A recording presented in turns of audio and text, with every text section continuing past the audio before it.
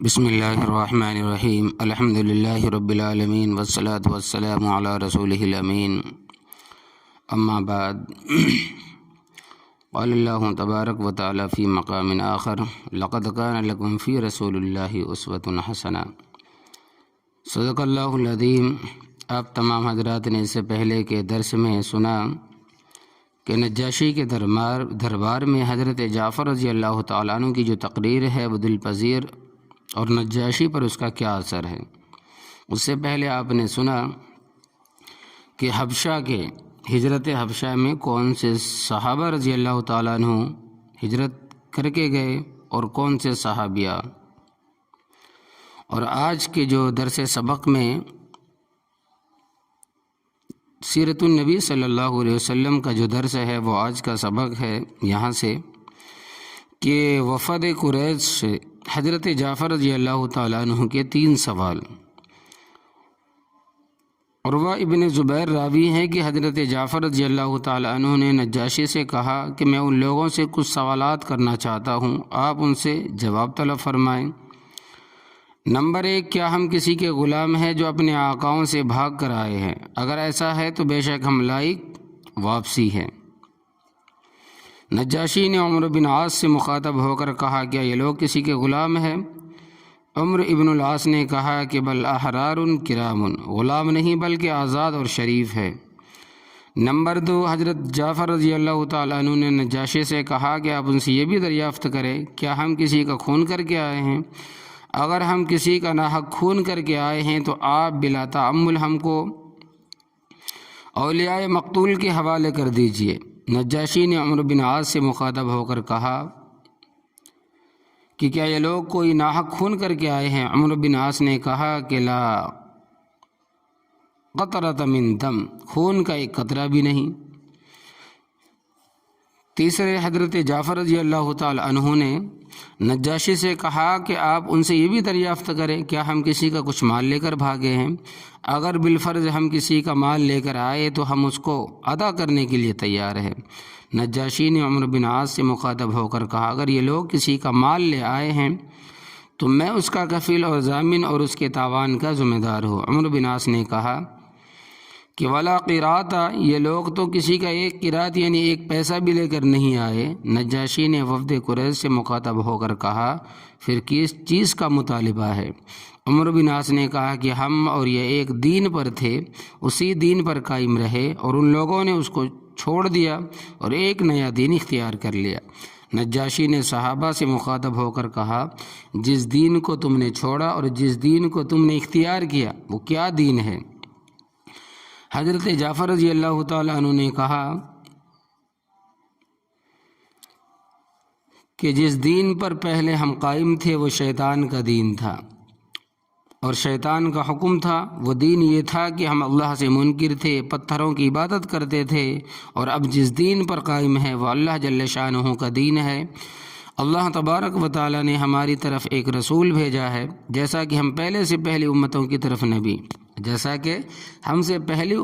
طرف نبی اور رسول بھیجے، پس وہ رسول سچائی اور نیکی کو لے کر آئے اور ہم کو بتوں کی پرستش سے منع کیا۔ ہم نے ان کی تصدیق کی اور ان پر ایمان لے آئے، ان کے پیرو ہوئے، ماننے والے ہوئے۔ اس پر ہماری قوم ہماری دشمن ہو گئی اور اس سچے نبی کے قتل پر تل گئی، اور یہ ارادہ کر لیا کہ ہم کو پھر اسی بت پرستی میں لوٹا دیں۔ پس ہم اپنا ایمان اور اپنی جان لے کر آپ کی طرف بھاگ کر آئے ہیں۔ آگے ہماری قوم ہم کو وطن میں رہنے دیتی تو ہم نہ نکلتے۔ یہ ہمارا قصہ ہے۔ حضرت جعفر رضی اللہ تعالی عنہ اور ان کے رفقا نے جب حبشہ سے مدینہ منورہ کا قصد کیا، ارادہ کیا، تو نجاشی نے سب کا سفر خرچ اور زاد راہ دیا اور مزید برآں کچھ ہدایہ اور تحفے بھی دیے، اور ایک قاصد ہمراہ کیا اور یہ کہا کہ میں نے جو کچھ تمہارے ساتھ کیا اس کی اطلاع حضرت صلی اللہ علیہ وسلم سے کر دینا کہ میں اس بات کی گواہی دیتا ہوں کہ اللہ کے سوا کوئی معبود نہیں، اور اس بات کی گواہی دیتا ہوں کہ آپ بلا شبہ اللہ کے رسول، اور آپ سے یہ درخواست کرتا ہوں کہ میرے لیے استغفار یعنی دعائے مغفرت فرمائیں۔ حضرت جعفر رضی اللہ تعالیٰ عنہ فرماتے ہیں کہ ہم حبشہ سے روانہ ہوئے اور آپ صلی اللہ علیہ وسلم کی خدمت میں پہنچے۔ آپ نے مجھ کو گلے لگا لیا اور فرمایا کہ میں نہیں جانتا کہ میں فتح خیبر سے زیادہ مسرور ہوں یا جعفر کے آنے سے۔ پھر آپ بیٹھ گئے۔ نجاشی کے قاصد نے کھڑے ہو کر عرض کیا کہ یا رسول اللہ صلی اللہ علیہ وسلم، یہ جعفر رضی اللہ تعالیٰ عنہ آپ کے سامنے موجود ہے، آپ ان سے دریافت فرما لے کہ ہمارے بادشاہ نے ان کے ساتھ کیا معاملہ کیا۔ حضرت جعفر رضی اللہ تعالیٰ عنہ نے کہا کہ بے شک نجاشی نے ہمارے ساتھ ایسا اور ایسا معاملہ کیا، یہاں تک چلتے وقت ہم کو سواری دی، توشہ دیا اور ہماری امداد کی اور گواہی دی کہ اللہ کے سوا کوئی معبود نہیں، اور اس کی بھی گواہی دی کہ آپ یقیناً اللہ تبارک و تعالیٰ کے رسول ہیں، اور آپ سے یہ درخواست کی کہ آپ میرے لیے دعائے مغفرت فرمائے۔ آپ صلی اللہ علیہ وسلم اسی وقت اٹھے اور وضو کیا اور 3 بار یہ دعا فرمائی، اللہم اغفر للنجاشی، اللہم اغفر للنجاشی، اللہم اغفر للنجاشی، اے اللہ تو نجاشی کی مغفرت فرما۔ اور سب مسلمانوں نے آمین کہا۔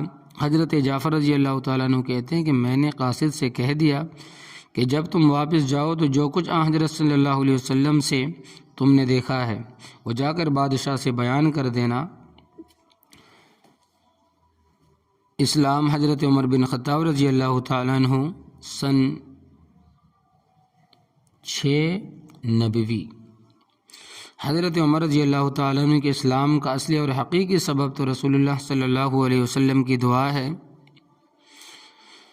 اول آپ نے یہ دعا فرمائی کہ اے اللہ یعنی در پردہ ابو جہل اور عمر بن خطاب میں جو تیرے نزدیک زیادہ محبوب ہو اسی سے اسلام کو عزت دے۔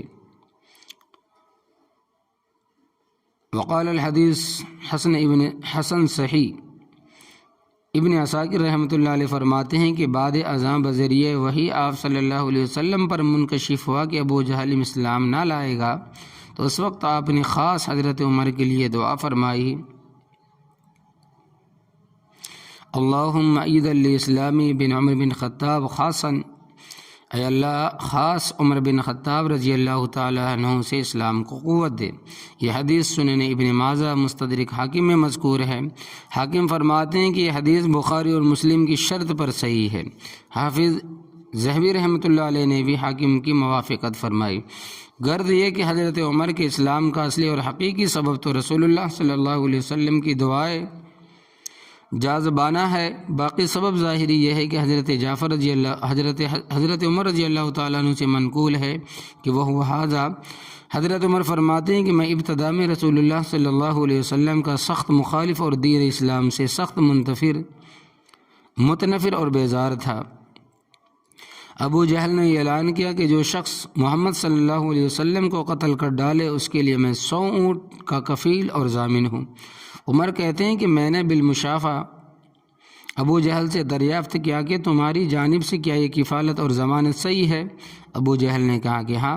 عمر کہتے ہیں کہ میں آپ صلی اللہ علیہ وسلم کے قتل کے ارادے سے تلوار لے کر روانہ ہوا، راستے میں ایک بچھڑا نظر پڑا جسے لوگ ذبح کرنے کا ارادہ کر رہے تھے۔ میں بھی دیکھنے کے لیے کھڑا ہو گیا، یکایک دیکھتا کیا ہوں کہ کوئی پکارنے والا بچھڑے کے پیٹ میں سے پکار کر یہ کہہ رہا ہے کہ یا آل ذریح امر نجیح رجل یسیح بلسان فصیح یدعو الی الشہادت اللہ الہ الا اللہ وان محمد الرسول اللہ۔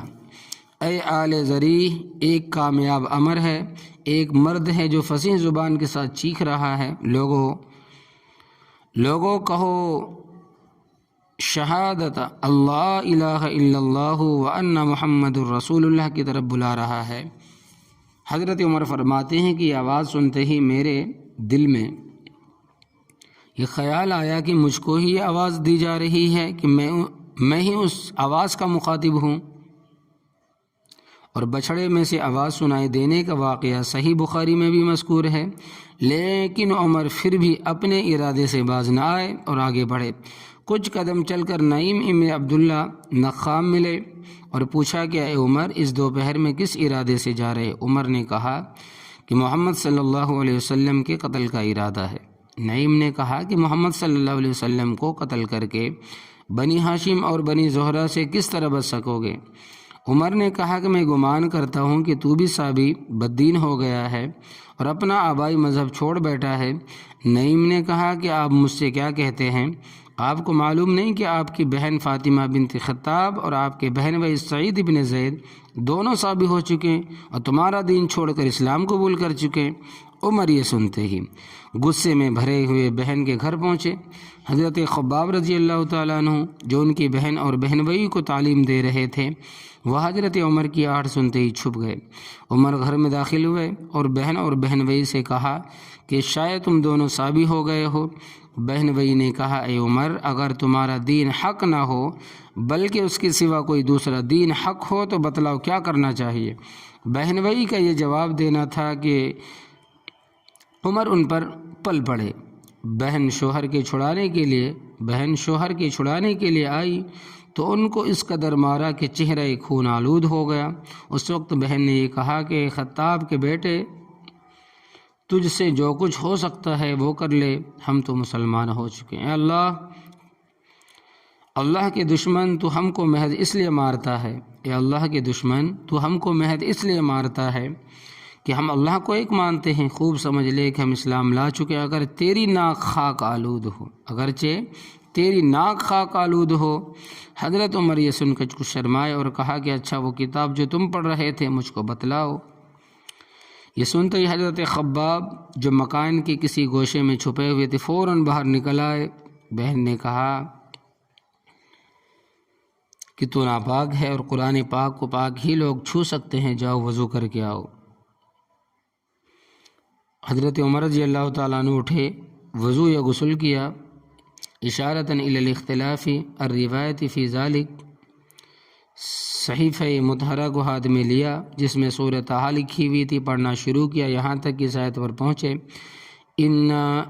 اننی انا اللہ لا الہ الا انا فاعبدنی واقم الصلاۃ لذکری، سورہ طٰہٰ آیت نمبر 14۔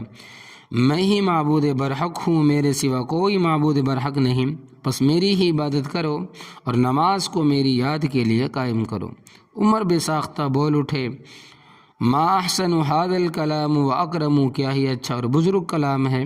حضرت خباب رضی اللہ تعالی عنہ نے عمر سے یہ سن کر کہا، اے عمر، تم کو بشارت ہو، میں امید کرتا ہوں کہ رسول اللہ صلی اللہ علیہ وسلم کی دعا تمہارے حق میں قبول ہوئی۔ عمر نے کہا کہ خباب، مجھے آپ صلی اللہ علیہ وسلم کے پاس لے کر چلے۔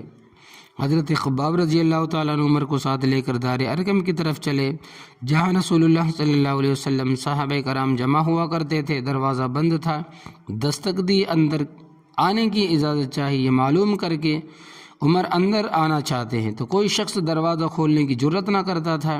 حضرت حمزہ رضی اللہ تعالیٰ عنہ نے فرمایا کہ دروازہ کھول دو اور آنے دو۔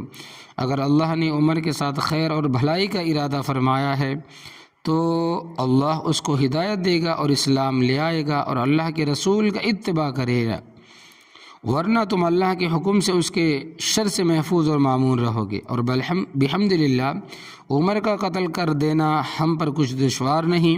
اور ایک روایت میں ہے کہ حضرت حمزہ رضی اللہ تعالیٰ نے فرمایا، اگر عمر خیر کے ارادے سے آ رہا ہے تو ہم بھی اس کے ساتھ خیر کا معاملہ کریں گے، اور اگر شر کے ارادے سے آ رہا ہے تو اسی کی تلوار سے اسے قتل کر دیں گے۔ رسول اللہ صلی اللہ علیہ وسلم نے بھی دروازہ کھولنے کی اجازت دی۔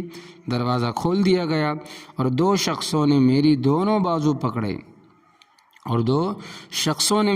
بازو پکڑے اور آپ کے سامنے لا کر مجھ کو کھڑا کیا۔ آپ نے ان سے فرمایا کہ چھوڑو، اور میرا کرتا پکڑ کر اپنی طرف کھینچا اور کہا، اے خطاب کے بیٹے، اسلام لا، اور یہ دعا فرمائی، اللہم اہدہ، اے اللہ اس کو ہدایت دے۔ اور ایک روایت میں ہے کہ یہ فرمایا کہ اللہم ھذا عمر بن الخطاب، اللہم اعز الدین بعمر بن خطاب، اے اللہ یہ عمر بن خطاب حاضر ہے، اے اللہ اس سے اپنے دین کو عزت دے۔ اور عمر سے مخاطب ہو کر فرمایا، اے عمر، کیا تو اس وقت تک باز نہ آئے گا جب تک خدا عز و جل تجھ پر کوئی رسوا کن عذاب نازل نہ کر دے؟ عمر نے عرض کیا ہے کہ یا رسول اللہ، میں اسی کے لیے تو حاضر ہوا ہوں، ایمان لاؤں اللہ پر، اس کے رسول پر، اور جو کچھ اللہ کے پاس سے نازل ہوا ہے۔ اشہد ان لا الہ الا اللہ وانک رسول اللہ، رسول اللہ صلی اللہ علیہ وسلم نے فرط مسرت سے بآواز بلند تکبیر کہی، جس سے تمام اہل دار نے پہچان لیا کہ عمر مسلمان ہو گئے۔ یہ تمام تفصیل سیرت ابن ہشام اور عیون الاثر میں مذکور ہے۔ علامہ زرقانی رحمۃ اللہ علیہ فرماتے ہیں کہ حضرت عمر رضی اللہ تعالیٰ عنہ کے اسلام کا یہ مفصل واقعہ مسند بازار اور معجم طبرانی اور دار قطنی میں حضرت انس رضی اللہ تعالیٰ عنہ سے، اور دلائل بہقی میں ابن عباس رضی اللہ تعالیٰ عنہما سے دلائل، اور دلائل نعیب میں حضرت طلحہ اور حضرت عائشہ رضی اللہ تعالیٰ عنہ سے مروی ہے۔ حضرت ابن عباس رضی اللہ تعالیٰ عنہ فرماتے ہیں کہ جب عمر رضی اللہ تعالیٰ عنہ مسلمان ہوئے تو جبرائیل امین نازل ہوئے اور یہ فرمایا، اے محمد صلی اللہ علیہ وسلم، تمام اہل آسمان حضرت عمر کے اسلام سے مسرور اور خوش ہوئے۔ حضرت عمر رضی اللہ تعالیٰ عنہ اسلام لائے اور اسی وقت سے دین کی عزت اور اسلام کا ظہور اور غلبہ شروع ہو گیا۔ علل اعلان حرم میں نماز پڑھنے لگے، اعلانیہ طور پر اسلام کی دعوت و تبلیغ شروع ہو گئی۔ اسی روز سے حق اور باطل کا فرق واضح اور ظاہر ہوا۔ رسول اللہ صلی اللہ علیہ وسلم نے آپ کا نام فاروق رکھا۔ یہی وہ واقعہ ہے۔ فرماتے ہیں کہ نبی کریم صلی اللہ علیہ وسلم نے حضرت عمر کا نام، حضرت عمر رضی اللہ تعالیٰ عنہ کا جو لقب ہے وہ فاروق رکھا انہی واقعے کی وجہ سے۔ حضرت عمر رضی اللہ تعالیٰ عنہ جب اسلام لے آئے تو خیال پیدا ہوا کہ اپنے اسلام کی ایسے شخص کو اطلاع دوں جو بات کے مشہور کرنے میں خوب ماہر ہو، تاکہ سب کو میرے اسلام کی اطلاع ہو جائے۔ چنانچہ میں جمیل بن معمر کے پاس گیا جو اس بات میں مشہور تھا، اور کہا کہ اے جمیل، تجھ کو معلوم بھی ہے کہ میں مسلمان ہو گیا ہوں اور محمد صلی اللہ علیہ وسلم کے دین میں داخل ہو گیا ہوں۔ جمیل یہ بات سنتے ہی اس حالت میں اپنی چادر کھینچتا ہوا مسجد حرام کی طرف بھاگا جہاں سردارین قریش جمع تھے۔ وہاں پہنچ کر بلند آواز سے یہ کہا، اے لوگو، عمر صابی ہو گیا ہے۔ عمر فرماتے ہیں کہ میں بھی پیچھے پیچھے پہنچا اور کہا کہ یہ غلط کہتا ہے، میں صابی نہیں ہوا، میں تو اسلام لایا ہوں اور یہ گواہی دی ہے کہ اللہ تعالیٰ کے سوا کوئی معبود نہیں اور محمد صلی اللہ علیہ وسلم اس کے بندے اور اس کے رسول ہے۔ یہ سننا تھا کہ لوگ عمر پر ٹوٹ پڑے اور مارنا شروع کیا، اسی میں دن چڑھ گیا۔ اتفاق سے عاص بن وائل سیمی ادھر آ نکلے۔ عاص نے دریافت کیا کہ کیا واقعہ؟ لوگوں نے کہا کہ عمر صابی ہو گیا۔ عاص نے کہا تو پھر کیا ہوا؟ ایک شخص نے اپنے لیے ایک امر دین کو اختیار کر لیا، یعنی پھر تم کیوں مزاحم ہوتے ہو؟ کیا تمہارا گمان ہے کہ بنی عدی اپنے آدمی یعنی حضرت عمر کو یوں ہی چھوڑ دیں گے؟ جاؤ، میں نے عمر کو پناہ دی۔ عاص کا پناہ دینا تھا کہ تمام مجمع منتشر ہو گیا۔ ابن ہشام اوقال ابن کثیر ھذا اسناد جید قوی۔ تو یہ ہے ابن وائل کی پناہ دینے کا واقعہ، مختصر صحیح بخاری میں بھی ہے۔ یہ تھے حضرت عمر رضی اللہ تعالیٰ عنہ کے اسلام لانے کا واقعہ۔ اب جو آگے جو واقعہ شروع ہوتا ہے، جو درس شروع ہوتا ہے، مقادیہ بنی ہاشم اور صحیفہ ظالمہ کی کتابت، غرہ محرم الحرام سن 7 نبی، جب قریش کی سفارت حبشہ سے ناکام واپسی ہوئی۔ جب قریش کی سفارت حبشہ سے ناکام واپسی ہوئی اور یہ معلوم ہوا کہ نجاشی نے حضرت جعفر رضی اللہ تعالیٰ عنہ ان کے ساتھیوں کا بہت اکرام کیا، ادھر حضرت حمزہ حضرت عمر رضی اللہ تعالیٰ عنہ اسلام لے آئے، جس سے کافروں کا زور ٹوٹ گیا، اور پھر یہ کہ روز بروز مسلمانوں کی تعداد میں اضافہ ہوتا جاتا ہے اور کوئی حربہ دین حق کے دبانے میں کارگر نہیں ہوتا، تب تمام قبائل قریش نے متفقہ طور پر ایک تحریر معاہدہ لکھا، محمد صلی اللہ علیہ وسلم اور بنی ہاشم اور ان کے تمام حامیوں سے یکلخت تمام تعلقات قطع کر دیے جائیں گے، نہ کوئی شخص بنی ہاشم سے نکاح کرے، نہ ان سے میل جول رکھے، جب تک کہ بنو ہاشم محمد صلی اللہ علیہ وسلم کو قتل کے لیے ہمارے حوالے نہ کر دے۔ اور اسی مضمون کی ایک تحریر لکھ کر اندرون کعبہ آویزاں کر دی، یعنی کعبے کے اندر وہ لکھ کر چپکا دی۔ منصور بن عکرمہ جس نے ان ظالمانہ اور صفاقانہ معاہدہ کو لکھا، اس کو تو اسی وقت من جانب اللہ اس کی سزا مل گئی کہ اس کی انگلیاں شل ہو گئی۔ اور ہمیشہ کے لیے ہاتھ کتابت سے بیکار ہو گیا لکھنے سے۔ ابو طالب نے مجبور ہو کر ماں خاندان کی شب ابی طالب میں پناہ لی۔ بنو ہاشم اور بنو المطلب مومن اور کافر سب نے آپ کا ساتھ دیا۔ مسلمانوں نے دین کی وجہ سے دیا اور کافروں نے خاندانی اور نسبی تعلق کی وجہ سے۔ بنو ہاشم میں سے صرف ابو لہب قریش کا شریک رہا۔ 3 سال مسلسل اسے حصار میں سخت تکلیف کے ساتھ گزارے، یہاں تک کہ بھوک سے بچوں کی بے بنائی کی آواز باہر سنائی دینے لگی۔ سنگ دل سن سن کر خوش ہوتے، لیکن جو ان میں سے رحم دل تھے ان کو ناگوار گزرا اور صاف کہا کہ تم کو نظر نہیں آتا منصور بن اکرمہ پر کیا آفت آئی۔ اس حصار میں مسلمانوں کی کیکر کے پتے کھا کر زندگی بسر کی۔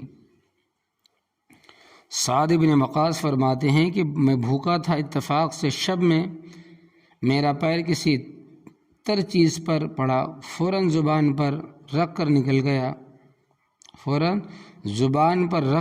گیا، اب تک نہیں معلوم کہ وہ کیا شے تھی۔ سعد بن وقاص اپنا ایک واقعہ بیان فرماتے ہیں کہ ایک مرتبہ شب کو پیشاب کے لیے نکلا، راستے میں ایک اونٹ کی کھال کا سوکھا ہوا چمڑا ہاتھ لگا، پانی سے دھو کر اس کو جلایا اور کوٹ چھان کر اس کا سفوف بنایا اور پانی سے اس کو پی لیا۔ 3 راتیں اسی سہارے پر بسر کی نوبت یہاں تک پہنچی، جب کوئی تجارتی قافلہ مکہ آتا تو ابو لہب اٹھتا اور یہ اعلان کرتا پھرتا کہ کوئی تاجر اصحاب محمد کو کوئی چیز عام نرخوں پر نہ فروخت کرے، بلکہ ان سے اضعافاً مضاعفہ قیمت لے، اور اگر کوئی نقصان یا خسارہ ہو تو میں اس کا ذمہ دار ہوں۔ صحابہ خریدنے کے لیے آتے، مگر نرخ کی گرانی کا یہ عالم دیکھ کر ہاتھ خالی واپس جاتے۔ اتنا مہنگا سامان بیچتے کہ 10 سے 15 گنا زیادہ، الغرض ایک طرف ایک تہی دستی اور دشمنوں کی یہ چیرہ دستی، اور دوسری طرف بچوں کا بھوک سے تڑپنا اور بلبلانا تھا۔ بعض لوگوں کا اپنے عزیزوں کی اس تکلیف کو دیکھ کر دل دکھتا تھا، پوشیدہ طور پر ان کے کچھ کھانے پینے کا سامان بھیج دے۔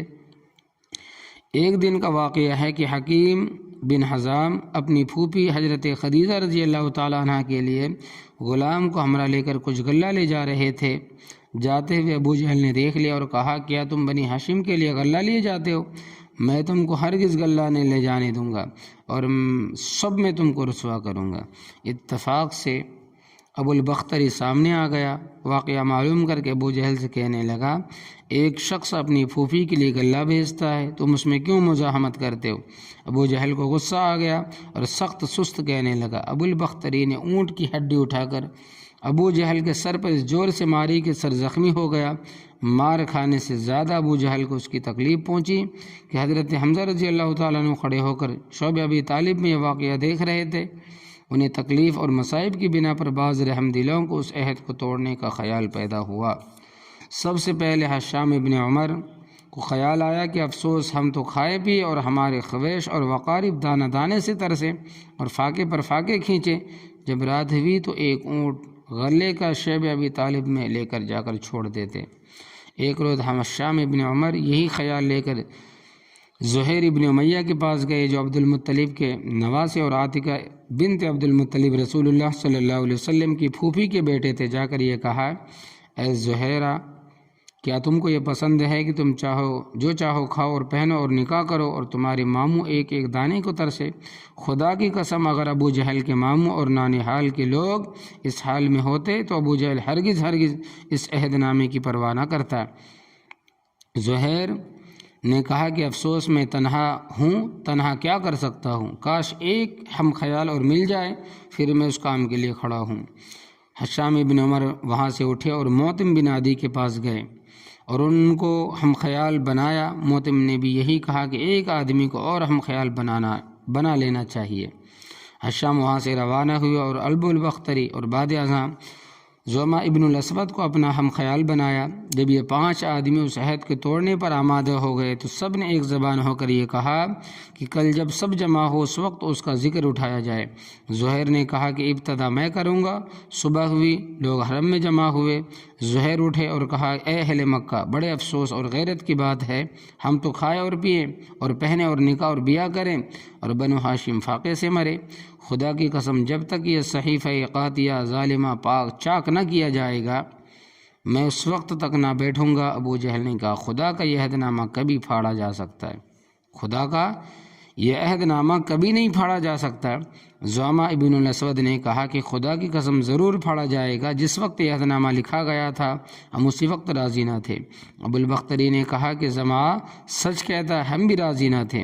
متیم نے کہا کہ بے شک یہ دونوں سچ کہتے ہیں۔ حشام ابن عمرو پھر اس کی تائید کی۔ ابو جہل مجلس کا یہ رنگ دیکھ کر حیران رہ گیا اور یہ کہا، یہ تو رات کا طے کیا ہوا معاملہ ہوتا ہے، یہ تو رات کا طے کیا ہوا معاملہ معلوم ہوتا ہے۔ اسی اثنا میں رسول اللہ صلی اللہ علیہ وسلم نے ابو طالب کو یہ خبر دی، اس عہد نامے کو باستثناء اسماء الہی کیڑوں نے کھا لیا ہے، اور بسمک اللہم کے علاوہ جو بطور عنوان ہر تحریر کے شروع میں لکھا جاتا تھا تمام حروف کو کیڑے چاٹ گئے ہیں۔ صرف جو لکھا ہوا تھا بسمی کا اللہم، صرف یہ چیز باقی تھی، اور جو تحریر لکھا تھا وہ سب کیڑوں نے چاٹ لیا ہے۔ ابو طالب نے واقعہ قریش کے سامنے بیان کیا اور کہا کہ میرے بھتیجے نے آج ایسی خبر دی اور میرے بھتیجے نے کبھی جھوٹ نہیں بولا اور نہ ان کی کوئی بات آج تک غلط ثابت ہوئی۔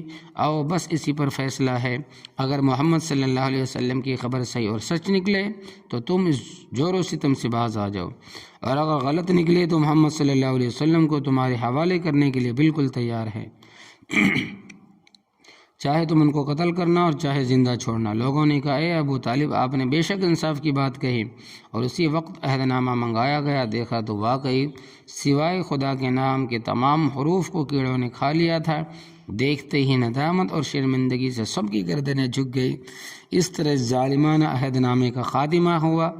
سن 7 نبوی میں ابو طالب اور آپ کے تمام رفقا دوست اس درے سے باہر آئے۔ بعد ازاں ابو طالب حرم میں پہنچے اور بیت اللہ کا پردہ پکڑ کر ابو طالب اور ان کے رفقا نے یہ دعا مانگی، اے اللہ، جن لوگوں نے ہم پر ظلم کیا اور ہماری قرابتوں کو قطع کیا، ہماری آبروؤں کو حلال سمجھا، ان سے ہمارا بدلہ اور انتقام لے۔ یہ روایت طبقات ابن سعید میں ابن عباس اور عاصم ابن عمر بن قتادہ،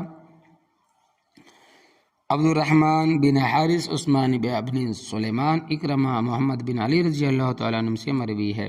ابو طالب نے اس بارے میں قصیدہ بھی پڑھا جس کا ایک یہ شعر ہے، الم یاتکم ان الصحیفہ مزقت وان کل ما لم یرزق اللہ یفسد، کیا تم کو خبر نہیں کہ وہ عہد نامہ چاک کیا گیا اور جو چیز خدا کے نزدیک ناپسند ہوتی ہے وہ اسی طرح سے خراب اور برباد ہوتی ہے۔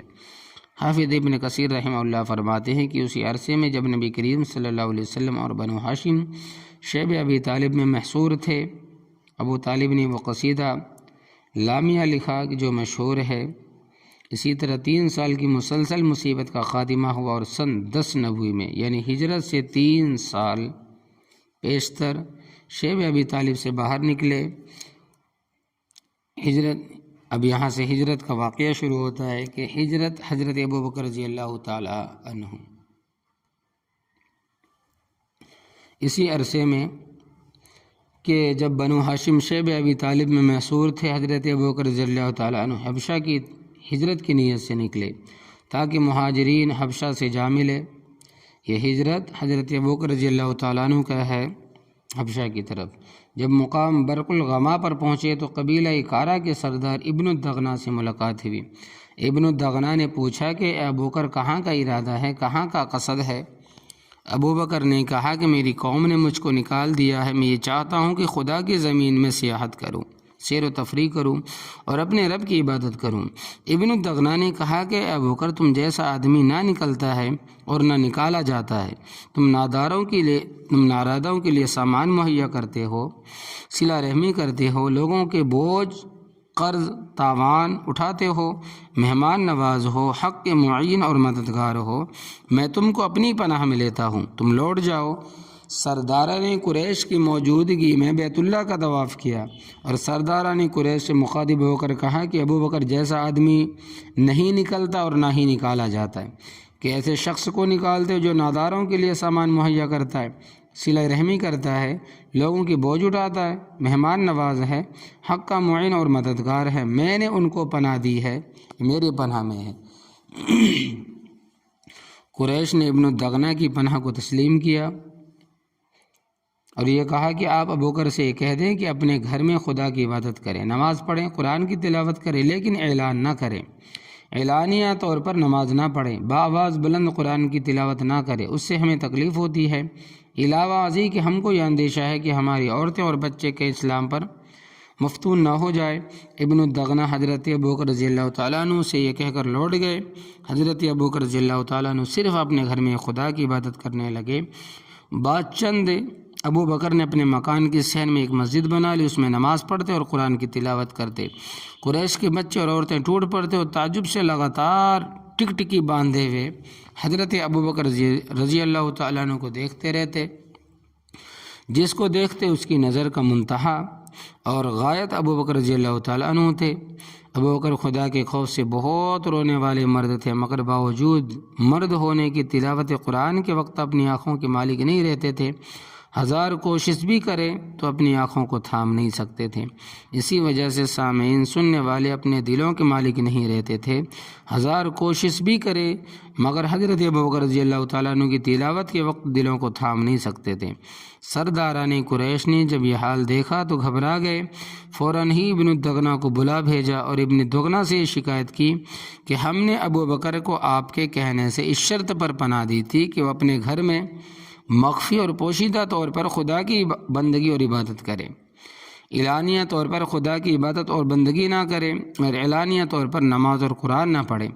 اب ابوبکر نے خلاف شرط علی الاعلان نماز اور قرآن پڑھنا شروع کر دیا ہے، جس سے ہم کو اپنے بچوں اور عورتوں کے بگڑنے سنور جانے کا اندیشہ ہے۔ آپ ابوبکر رضی اللہ تعالیٰ عنہ سے کہہ دیجئے کہ اپنی شرط پر قائم رہے یا آپ کے امان اور پناہ کو واپس کر دیں، ہم آپ کی پناہ کو توڑنا نہیں چاہتے۔ حضرت ابوبکر رضی اللہ تعالیٰ عنہ نے کہا کہ میں تمہارے امان اور پناہ کو واپس کرتا ہوں اور صرف اللہ کے امان اور پناہ پر راضی ہوں۔ ابن الدغنہ نے حضرت ابوبکر رضی اللہ تعالیٰ عنہ کی جو اوصاف بیان کیے وہ بعینہ اوصاف ہیں کہ جو حضرت خدیجہ رضی اللہ تعالیٰ عنہ نے نبی کریم صلی اللہ علیہ وسلم کے لیے شمار کیے تھے، جیسا کہ بعثت نبی کے بیان میں گزر چکا ہے، جس سے حضرت ابوبکر صدیق رضی اللہ تعالیٰ عنہ کا فضل و کمال، مقام و صدیقیت کا مقام نبوت سے قرب اور اتصال کا پتہ چلتا ہے۔ عارفین محققین کے نزدیک مقام صدیقیت اور مقام نبوت کے مابین کوئی اور مقام نہیں۔ مقام صدیقیت کی نہایت مقام نبوت کی ہدایت سے جا کر ملتی ہے۔ واللہ سبحانہ و تعالی عالم۔